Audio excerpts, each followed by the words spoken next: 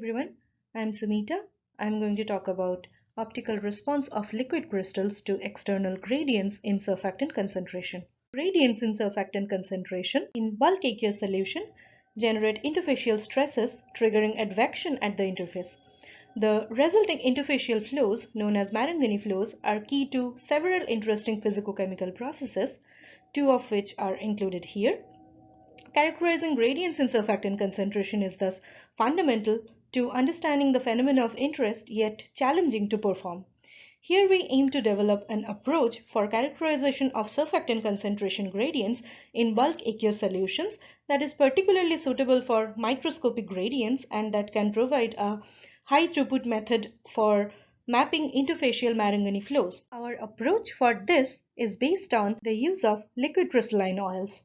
The long-range orientational order of liquid crystals, described by so-called director of nematic liquid crystals, enable them to transduce molecular level events at interfaces into easily visualizable optical signals. With this motivation, we asked ourselves, given an external gradient in surfactant concentration in bulk aqueous solution, first, whether liquid crystals can be used to characterize it, meaning whether the magnitude and direction of the gradient is reflected in the liquid crystal response. Second, which transport processes govern the surfactant concentration distribution at liquid crystal aqueous interface, and finally, whether we can amplify the presence of microscopic gradients into macroscopic optical responses that can be mapped by standard optical imaging methods. To generate controlled external gradients in surfactant concentration in bulk solution, we used a millifluidic channel with two inlets.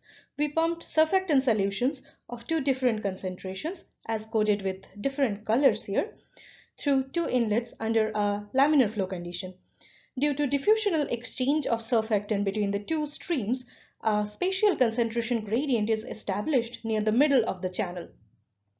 And we placed a film of liquid crystals filled in the pores of a copper grid at the floor of this channel and documented the optical response of this liquid crystal film between crossed polars. The surfactant and the liquid crystals used in this study are SDS and 5CB as shown in here. When we pumped 0.5 and 0.25 millimolar SDS solution through the two inlets of the channel, a bright optical response was observed in the region of the liquid crystal film that is in contact with the gradient in surfactant concentration. In addition to this, upon changing the magnitude of the external gradient, we observed a range of optical responses of the liquid crystal film.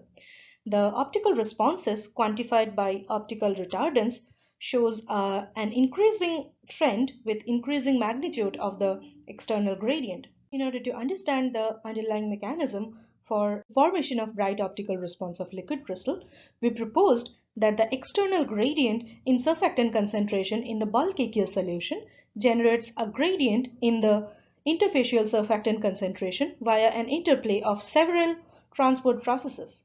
The interfacial surfactant concentration gradient drives an interfacial flow that shears the liquid crystals and reorganizes them.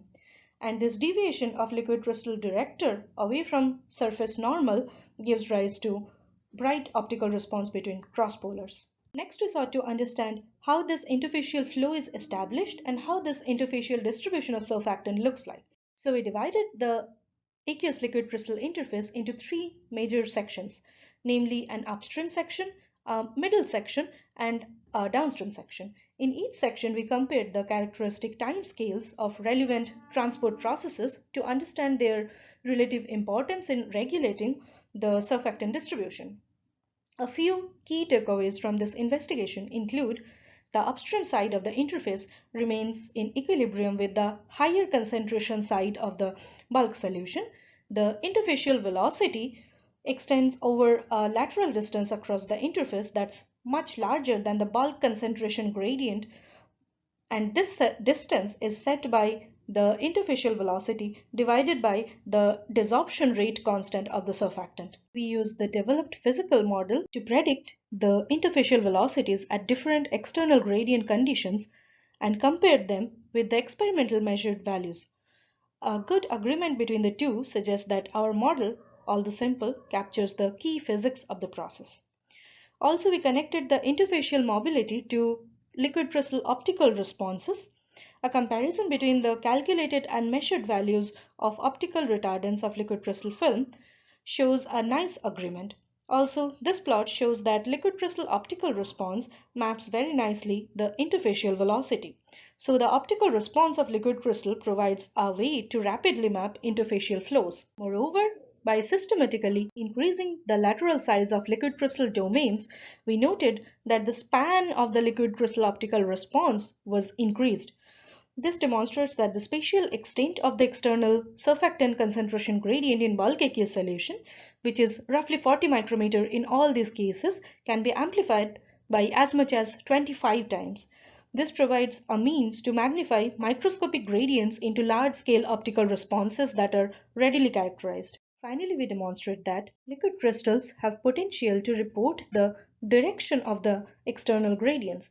Upon reversal of the direction of the imposed gradients, the position of the dark band reverts, which indicate the position of the lower concentration side of the aqueous solution. To summarize, we presented a high throughput method of characterizing gradients in surfactant concentration in bulk aqueous solution using liquid crystals. Both magnitude and direction of the external gradients in surfactant concentration are reflected in the optical response of liquid crystals. We demonstrated 25 times amplification of the presence of external gradients in surfactant concentration. In future, we plan to scale the sensing approach down to small sensors in order to fabricate autonomous micron-scale robots that undergo chemotaxis. We are grateful for financial support from National Science Foundation EFRI program. Feel free to contact us with any questions. Thank you.